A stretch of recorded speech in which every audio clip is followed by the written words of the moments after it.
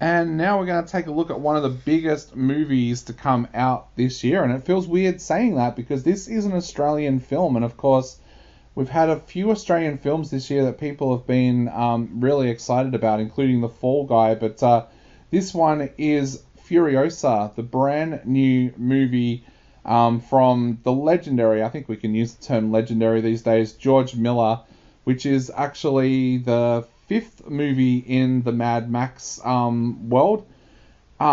This is a prequel to Fury Road because it actually revolves around a character that we're introduced to in Fury Road, and that character is Furiosa herself, played in this movie by Anya Taylor-Joy and also Alia Brown, because there's a younger version of Furiosa before Anya Taylor-Joy takes over. Now, this film follows her from when she is kidnapped as a small child and finds herself under the reign of Dr. Dementus, played by Chris Hemsworth, who kills her mother in front of her, which kind of sparks this journey all along because we see Furiosa with Dementus. We then see her with Immortan Joe, played by Lockie Hume.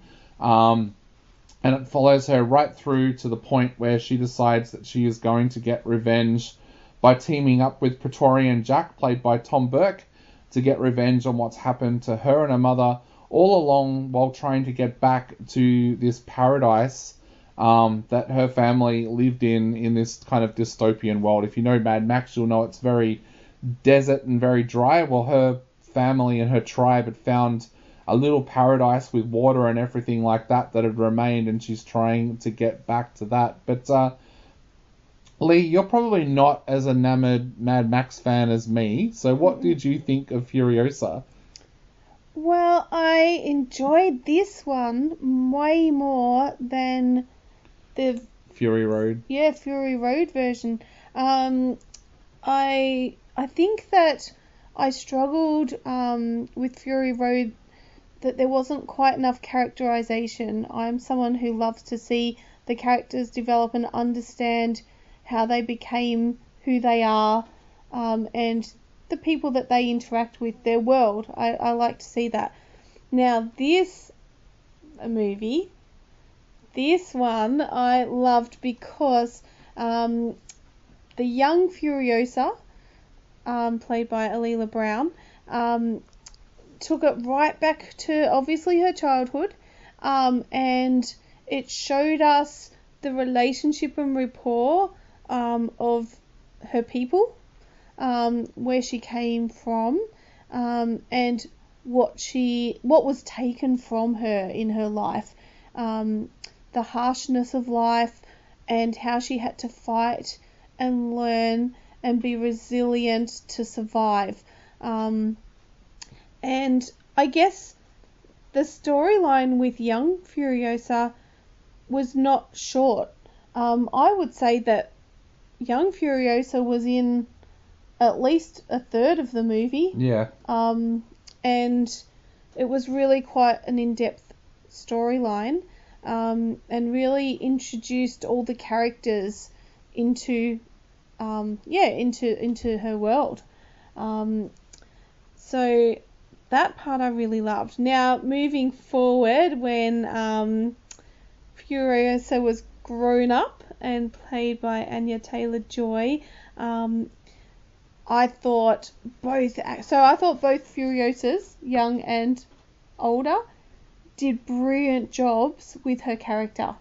Yep. I was really intrigued by the character, and I was enjoying watching the transformation of the character, and, as I said, the survival, but also the skills that Furiosa learnt, and the relationships that were either forced upon her or she started to develop. The trust that built in her, but also the distrust, because there weren't many people she could trust.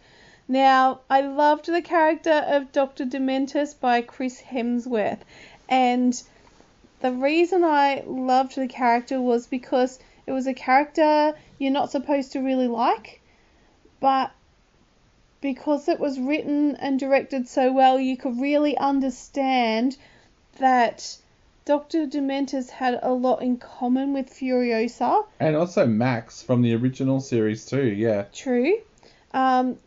You actually could see some of the experiences they'd both gone through, and I guess the fight for survival had made them who they are. And so, although Dr. Dementus was a character you didn't want to see succeed in some ways, there was this depth of, but I understand his own pain, his own trauma, and the similarities he has with Furiosa. And I just thought Chris Hemsworth brought this character to life. Like, I loved the character.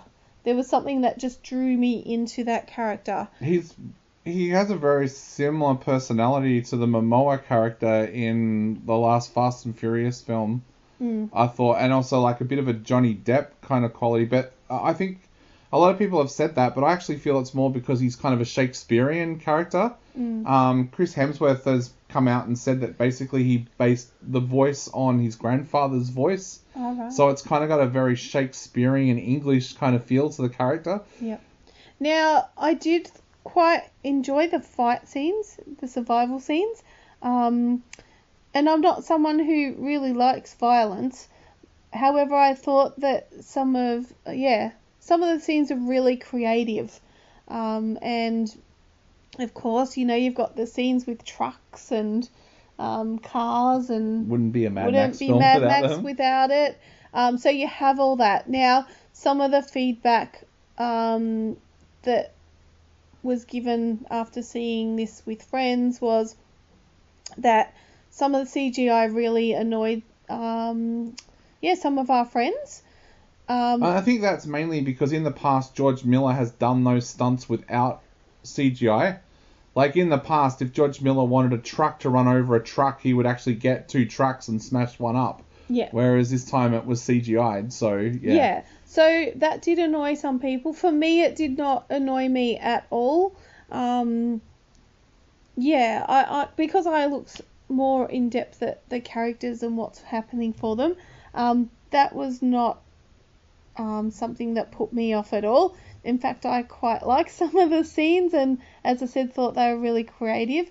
And yeah, of course, there's a lot of time in trucks and cars because that's what it is. That's what it is. So I was happy with that. But I was really drawn into the story. Yeah, me too. Like, and it's interesting because I love the original 3 Mad Maxes. I've got to say Mad Max 1 and 2 is still better than Beyond the Thunderdome, but I love those movies.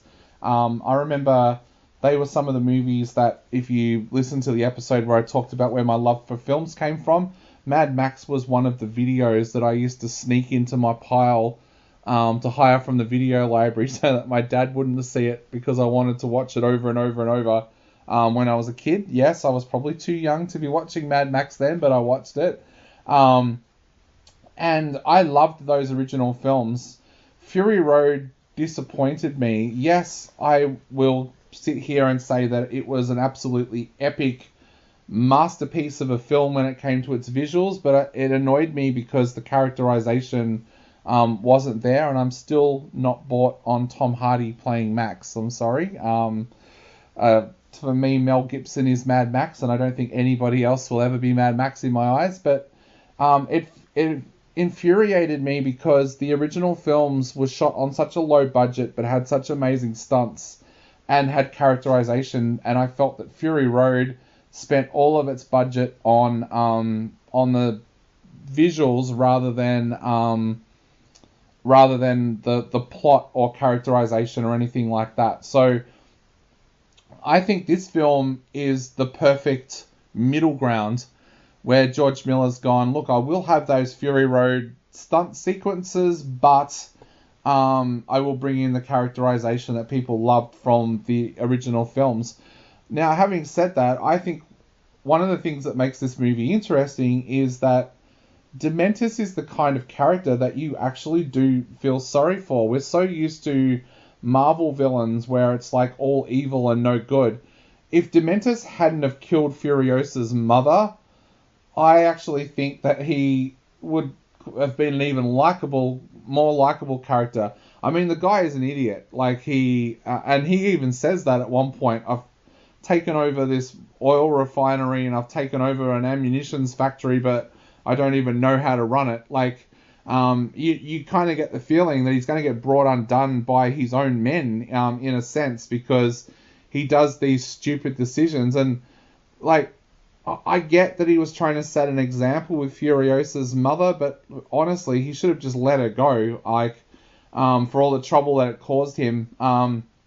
But I think this film actually also gives you more of an insight into Immortan Joe as well, who has been viewed as a villain in the other movies. But again, in this film, I thought the way that he treated Furiosa, he didn't deserve a villain's tag almost in this. I mean, yeah, he's a kind of disgusting character, but his men actually protected Furiosa. So I think that, for me, was one of the frustrating parts of Furiosa, was that there's times when she's labeling these clans as her enemy, but one helped her. In fact, I would argue that she wouldn't have been alive if it hadn't have been for Immortan Joe's men, like, protecting her, really. There's characters in here that steal the show, though, like the organic mechanic played by Angus Sampson. Always good. Yeah, I love Angus Sampson as an actor, and it kind of, just stole the show. The other character that I found, I laughed at because of his dumbness, but I also found myself like, this is bad reason to like him, but Rictus Erectus, played by Nathan Jones, simply because I met Nathan Jones a few years ago and got to work with him at Monster Fest, and he is an absolute giant of a man. Like, he is probably over 7 foot tall and 150, 160 kilos of pure muscle. But I met him and he's the nicest guy. Like, he's just so, he's real. If you think of the term gentle giant, that's what Nathan Jones is. And he plays one of the characters in this. And every time he was on the screen, I was like remembering what a nice guy he was. But a lot of Aussie actors that you recognise will pop up. David Field pops up as Toe Jam. John Howard, the actor, of course, not the Prime Minister, rocks up as the people eater.